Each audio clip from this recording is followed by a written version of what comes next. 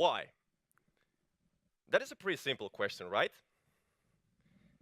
But through that question, I realized that we are not solving the right problems. Let me tell you what I mean. But first, we have to jump to the time machine. And yes, I'm a geek. 5 years ago, when I was 19 years old, I was into politics. Actually, I was running as a candidate in these municipal elections, and my political career lied ahead. But unfortunately, I had no single clue how to do a good campaign. Luckily, one guy from the parliament offered me help. So one day we met in the parliament house and we sat down to the cafeteria. And the first thing he did was this. He taught me to draw circles. No, not really. But he said that, Miika, you're in the middle of the circle and you have to know why you're running for the office. Because when you know it, you can convince your closest friends, your family, your girlfriend, boyfriend, your dog. And what happens is that they will start speaking to their friends and families and so on. So the trick is to know your why and to start from the middle. So I was astonished about this so simple framework. So what I did is what I usually do when I get excited, started Googling. So pretty quickly I found out that, wait a minute, this guy, the politician, is a copycat. This guy here is a Simon Sinek. His TED Talk is one of the most watched speaks in the TED. And he's preaching exactly the same thing. Start with the why, move to the question how, and then to the what. That's the best way.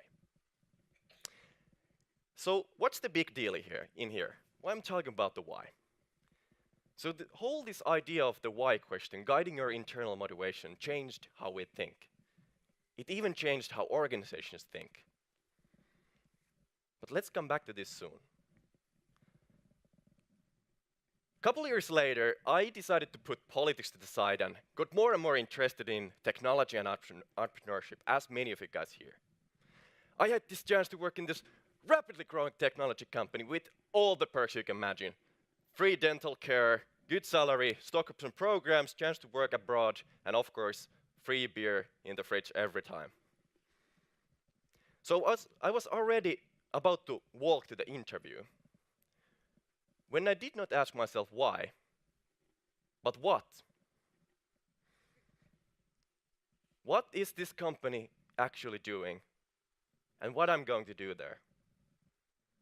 And I didn't get it. What's the point in this? And then I realized that all of this fancy stuff like free food or stock option programs, I added more reasons to my why I would work in there. But during the same time, I became blind to recognize what the company is actually doing. Actually, I didn't even want to see and understand what the company is doing.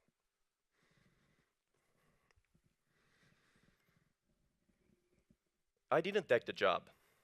I decided to follow my gut feeling.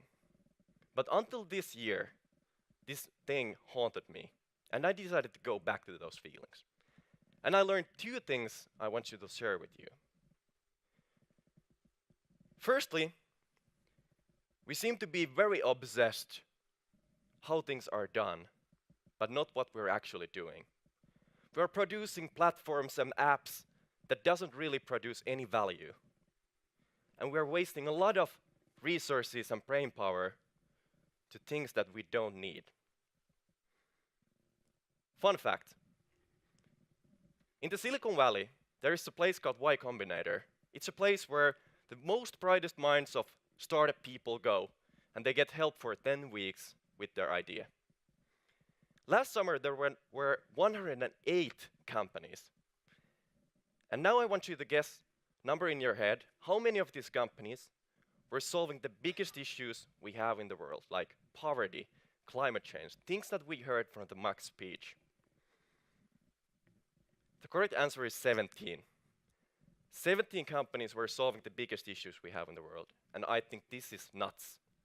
And it's happening around the globe. More interesting is what causes this? Well, obviously there is many reasons, but one is this: the Batman. No. We seem to think that going forward in our career and doing good is some sort of a trade-off, that they're not on the same path.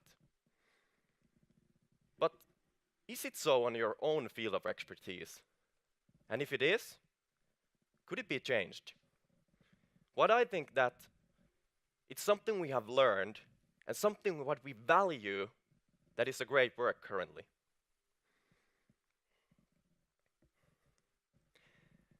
The thing is that we as Western people, many of us here today, are responsible of this.